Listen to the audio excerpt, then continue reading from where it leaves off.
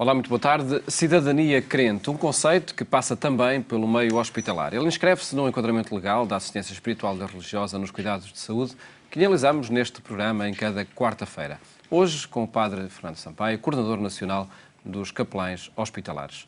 Antes, as notícias da atualidade religiosa que destacamos. A repensar as propostas pastorais motivou o encontro dos responsáveis diocesanos que pedem um caminhar conjunto e um secretariado nacional da pastoral.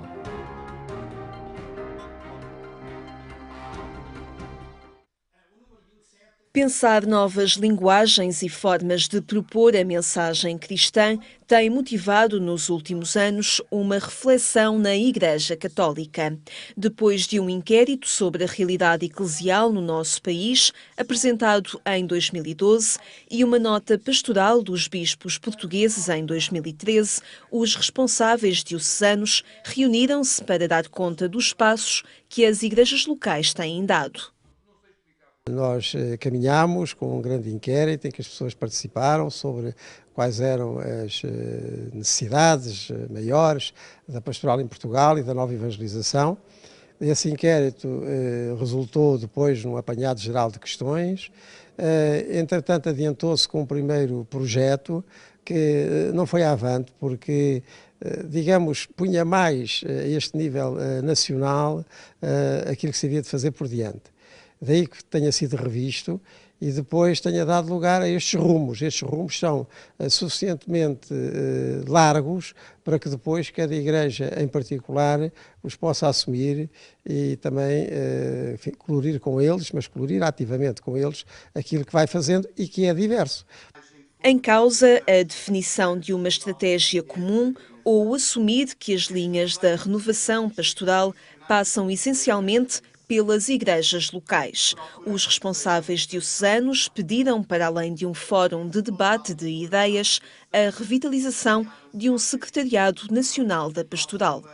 Podem funcionar as duas coisas. É curioso, isto não é revelar também aspectos que não sejam reveláveis.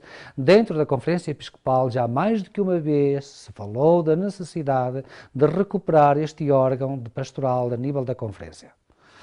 Os nossos meios é que não são muitos, nós estamos muito limitados.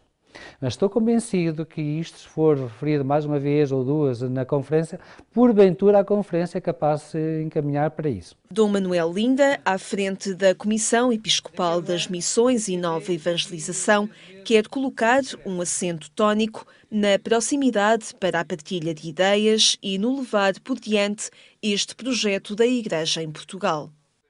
Escutando, olha, começamos por aqui, escutando as sugestões dos outros. É que nós não temos uma solução pré-fabricada, não é? E, portanto, na medida em que nós nos reunimos, vemos as grandes linhas de sensibilidade, vemos também por onde passam as preocupações e talvez depois já tenhamos algum material para refletir posteriormente. Se me pergunta a mim, neste momento, o que é que o senhor pretende fazer agora para criar este ardor, eu digo-lhe com toda a naturalidade da alma, não sei. Mas com inquietação, é isso que sinto da sua parte? Isso sim, sem dúvida. Uma inquietação que, segundo o presidente da Conferência Episcopal Portuguesa, tem de ser desenvolvida nas dioceses. A realidade da Igreja não é nacional. A realidade da Igreja é local, ou diocesana, ou particular, e universal à volta de Pedro. Portanto, a Igreja Católica existe, basicamente, em cada igreja particular à volta de um sucessor dos apóstolos e na união que todas têm com o sucessor de Pedro, que é o Bispo de Roma. Portanto, estes níveis universal e diocesano são os níveis propriamente eclesiais. O nível nacional, em que esta Conferência Episcopal se inscreve, é um nível de apoio àquilo que se passa nas dioceses, não é uma superestrutura diocesana. Isto é bom de ficar claro. Claro, ficou a necessidade de mais encontros entre os responsáveis pastorais. Criatividade, conversão aos novos tempos, proximidade e aposta no laicado. São eixos que brotam do Papa Francisco e que todos os agentes pastorais são desafiados a desenvolver na sua missão local. Um mundo com menos liberdade religiosa e mais cristãos perseguidos é o retrato que surge do relatório sobre o tema apresentado pela Fundação Ajuda à Igreja que Sofre. O relatório 2014 sobre a liberdade religiosa no mundo, da Fundação Ajuda à Igreja que Sofre, revela que os cristãos são o grupo mais atingido pelas perseguições em particular no Médio e Extremo Oriente. O documento realça o impacto negativo da criação ou do reforço de Estados uniconfessionais, como é visível no caso do autoproclamado Estado Islâmico, o Daesh. Et encore plus, qu'est-ce que peut nous apporter un État islamique? Bien sûr pas. Surtout que l'État islamique n'est pas État islamique. Et j'ai rencontré un mufti, il m'a dit il n'est pas ni État ni islamique. Il n'est pas État parce qu'il n'est pas État, et islamique parce qu'il ne représente pas l'islam. C'est une volonté. Mais moi, je crois que tout cela, c'est plutôt une instrumentalisation. Notre rôle en tant qu'Église, c'est de donner espoir à notre population, espoir de paix et de convivialité ensemble entre les chrétiens et les musulmans. ISIS, Daesh, est un danger pour les musulmans et pour les chrétiens, et surtout pour les musulmans, parce qu'il donne une fausse réputation, une fausse idée de l'islam. A Organização Católica precisa que no período compreendido entre outubro de 2012 e julho deste ano, a liberdade religiosa entrou numa fase de declínio e sustenta que os países muçulmanos são predominantes na lista de Estados com as violações mais graves. Este relatório está perfeitamente integrado na nossa missão de dar a conhecer a situação para que as pessoas estejam conscientes do que é que se passa no mundo, para depois também, e nós temos projetos em muitos destes países, portanto, pedir a solidariedade para muitos destes países que estão de facto a sofrer e que estão a passar momentos muito difíceis da sua existência devido à perseguição religiosa que existe em muitos deles e ao sofrimento por causa da fé. O tema da liberdade religiosa vai estar em destaque este domingo, na próxima emissão do programa 70x7. Eterno Agora é o título do livro do Padre Rego. Nas páginas deste livro encontram-se orações escritas com as palavras das circunstâncias de cada dia e com a palavra de Deus. Olho por vezes em todas as direções e não vejo uma única saída, nem sei em quem acreditar. Vozes, discursos, análises, projeções, tudo submerso em palavras. Sou eu que não vejo? Ou é mesmo assim? Que me dizes, meu Senhor? Não dizes nada? Continuas no teu silêncio. Ah, é verdade, já está escrito. Converterão as espadas em arados e as lanças em foices. Quando, Senhor? Estai preparados, porque não sabeis o dia nem a hora. Faz-me compreender que chegou a hora de nos levantarmos do sono, porque a salvação está próxima. Afinal, tantos percursos iluminados, e eu apenas a olhar para as barreiras que levantei. Poesia e oração num livro sobre o eterno e sobre o agora. O autor é António Rego, sacerdote e jornalista que diz as realidades do cotidiano com palavras do crente e do jornalista e com a Bíblia. Palavras que estão próximas e que se implicam reciprocamente. É fascinante a palavra de Deus. Eu digo, as nossas palavras estão sempre entre a palavra de Deus. É fascinante a gente perceber, quando tem um contacto diário com essa palavra, que ela perpassa também e se traduz também no nosso tempo, nos nossos caminhos, nas nossas realidades. Por isso, este livro tenta ter essas duas iluminações da realidade que nós vivemos e da realidade que nós procuramos.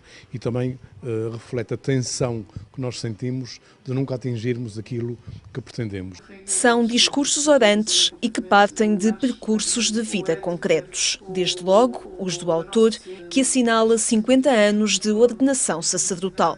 Este livro é resultado dos passos que fui dando e das ligações que fui fazendo também com a minha fé ao que é eterno, ao que é transcendente, enfim, a Jesus Cristo ressuscitado, e pretendo transmitir alguma alegria também que me habita na visão da vida, na visão da Igreja, do mundo de hoje, dos católicos, dos não crentes.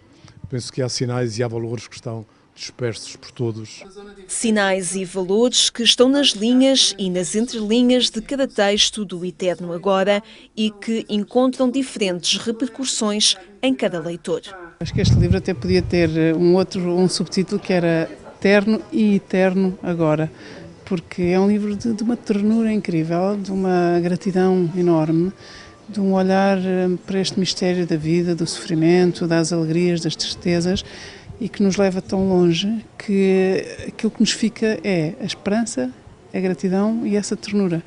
Da apresentação do livro fica também outra certeza. O que nele se reza diz respeito ao ambiente que habitamos e que quer motivar para o melhorar. Este impulso de nós sermos capazes de viver mais o presente, que é aquilo que nós temos por garantido. Parece uma frase feita, parece um chavão, mas é verdade, é o tempo aqui e agora, onde é que eu posso fazer melhor, o que é que eu posso, em que é que eu posso ser útil ou ser melhor para os outros, e é isto que este livro tem, este poder de nos convocar ao aqui e agora, mas no sentido de melhorar aquilo que fazemos, de melhorar a maneira como vivemos e de tomar mais consciência, porque eu acho que também é de consciência que se trata. Publicado pela Oficina do Livro, o Eterno Agora propõe orações para todo o ano, no ritmo da liturgia. Uma forma de preparar o Natal ou a Páscoa, outro momento ou festa litúrgica, com a inspiração poética de um viver crente. Decorre em Portugal a Semana dos Seminários, uma oportunidade para falar, ajudar e rezar pelos futuros sacerdotes e pelo tempo que dedicam à formação.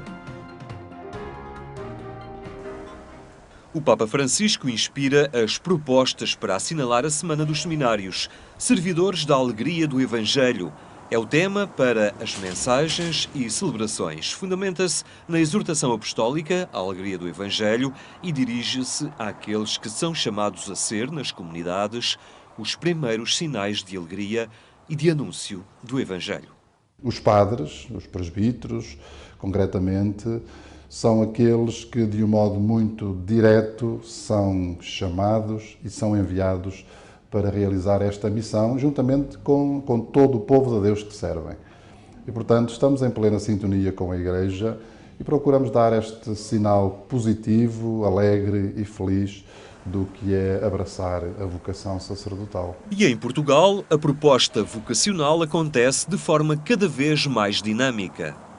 Nas últimas décadas, talvez, tem havido um impulso muito forte, também como resultado da diminuição do número de seminaristas e do número de ordenações, tem havido um impulso muito forte. Em qualquer diocese, nós encontramos muitas ações dirigidas às crianças, aos adolescentes, aos jovens, de cariz especificamente vocacional, para além de tudo aquilo que é formação cristã, de uma forma mais genérica e que envolve muitas pessoas. E encontramos depois ações no campo da oração que noutros períodos nem se julgavam necessárias.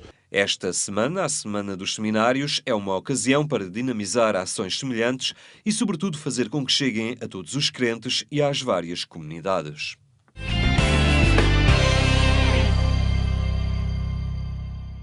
Em agência.eclesia.pt encontra estas e outras notícias em atualização permanente. Falamos agora com o Padre Fernando Sampaio sobre a assistência espiritual e religiosa em meio hospitalar. Muito boa tarde, Padre Fernando. Obrigado por estar neste programa. Vamos informar sobre este decreto-lei que regulamenta a assistência religiosa hospitalar. O que é que ele prevê, que direitos, que deveres estão consagrados neste decreto-lei? Ora bem, antes de mais, este decreto-lei vem na sequência da regulamentação da Concordata e da Lei da Liberdade Religiosa, naturalmente para os hospitais. Vem abolir um outro decreto-lei anterior e ele traz uma série de novidades, para além de discriminar quais são os direitos dos próprios doentes a que ele pode ter quando está doente, quando está internado e, portanto, relativamente à assistência espiritual religiosa. Em primeiro lugar, garante o direito de assistência espiritual e religiosa, dizendo que é um direito do doente. E há aqui uma mudança de paradigma, porque antes eram as igrejas que tinham direito a estar nos hospitais para assistir os seus doentes. E normalmente só estava a Igreja Católica, que é a igreja dominante, etc. Atualmente, portanto, mudou o paradigma e o paradigma centra-se no próprio doente. É o doente que tem direito à assistência espiritual religiosa e, nesse sentido, abre o leque à pluralidade das vontades e das crenças dos próprios doentes e, portanto, abre a pluralidade também da assistência espiritual religiosa. Este é o primeiro aspecto muito bonito que está aqui presente. E consequência teve imediatamente? Há líderes religiosos das várias confissões nos hospitais? As consequências ainda não foram tiradas na plenitude. Ainda há muito trabalho pela frente a realizar e creio que é necessário realizá-lo em função do direito dos próprios doentes. E todos os doentes o têm. Portanto, há hospitais onde já existem formas concretas de acesso aos doentes sem constrangimento, protocolos ou então modos de procedimento. Inclusivamente existe uma capelania que é de Coimbra, onde membros de outras religiões fazem parte da própria capelania. Mas existem muitos outros hospitais, e a grande maioria onde, de facto, estas coisas ainda não estão implementadas. Nem existe uma norma de procedimentos de acesso que ajudem, que facilitem, que criem, que retirem constrangimentos ao acesso aos doentes por membros de outras religiões não vinculadas ao próprio hospital. Portanto, ainda há muitos hospitais que não têm estes processos, não é? E é necessário implementar esses processos porque o doente tem direito à assistência espiritual religiosa, porque isso é uma fonte de bem para o próprio doente. A vivência religiosa e espiritual é um bem-estar para o doente, fomentador de saúde. E se é fomentador de saúde, isso quer dizer que ajuda o doente a recuperar mais depressa. Isso quer dizer, se calhar, que há menos gastos de saúde também. Ou seja, não é mal nenhum viver o espiritual no hospital, não é? Nessa mudança de paradigma, entendendo esta assistência espiritual religiosa como um direito do doente, de que forma é que ele se operacionaliza depois no terreno, de facto, no hospital? Em primeiro lugar, ele se operacionaliza através da presença no hospital de um serviço que preste assistência regular e organizada. Esse é o primeiro aspecto. Portanto, a existência no hospital de um serviço de assistência espiritual religiosa que preste assistência regular e organizada, que possa receber os pedidos e que possa fazer a comunicação às diferentes igrejas, às diferentes comunidades religiosas. Este é o primeiro aspecto.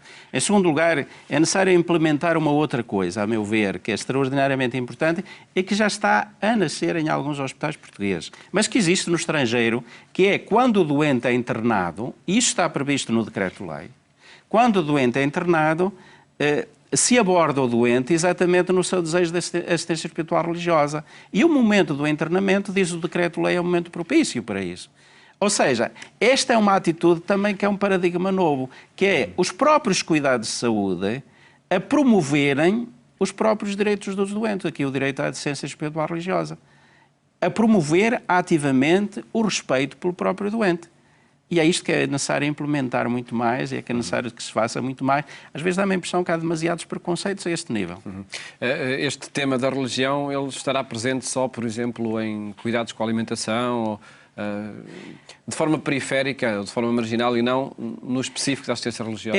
É curioso, porque de uma maneira geral se tem cuidado com a alimentação, se pergunta às vezes ao doente qual é a sua religião em função da alimentação ou em função de outros costumes relacionados, portanto, no trato e nos cuidados com o doente.